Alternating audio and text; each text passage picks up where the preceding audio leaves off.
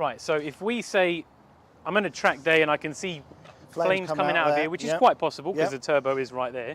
How would I attack this with the fire stick? Last thing you want to do with any extinguisher, not just the fire stick, you don't want to be getting that bonnet, if I find this, and then ripping it up. And it was just... What's going to happen, you're going to let a load of air in and it potentially could come back in your face. So if you're on a track day and stuff like that, you're normally going to be in, like, you know, fireproof stuff. But the idea is, even if it's just your normal car, is don't lift it all the way up, do the catch. Be careful, this might be hot, but if you caught it early enough, this ain't going to be too hot, so just be careful of that.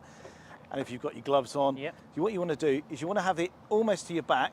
You want to get your vapor or your normal extinguisher, okay? And you want to be getting the vapors in there or the extinguisher in there, and you're lifting it bit by bit.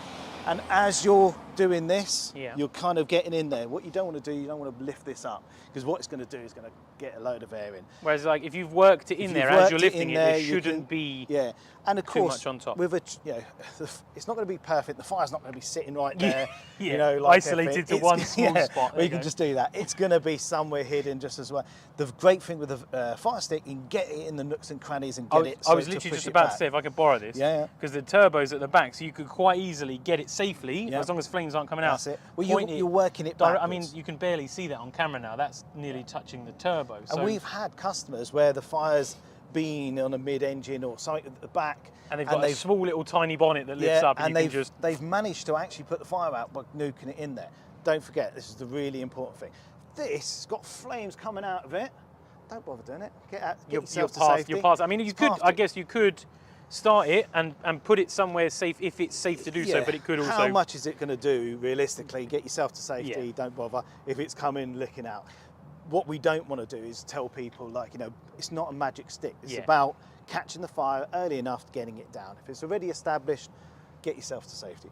With the old classic cars, and I know this has happened because we haven't got the under tray and the protective bit, someone's done is left the bonnet, they've actually activated it, and what they've done is they've just left it there. What's happened, the vapors have gone through the engine, hit the bonnet and then it's come back down. And it's kind of repressed that fire and actually held it back, where the fire stopped down, then they've come up and then they've done it. I think that's the importance with that. Old cars. is how to use it, isn't it? That's the key thing, is knowing what to use it on and how to use it. But like you said, if for aid of escape, 100% use it. If it's safe to do so. If the fire's massive, you got to take it's not safe to do so. But no, I think that's brilliant. Thank you for showing me that, because I think it's important that people know, even with a traditional extinguisher, how to attack that. Because I would quite happily just open the bonnet. And this is where it is. You open that bonnet, you've let in a load of oxygen, and then the small fire's gone into a bigger one really quickly. So it's important.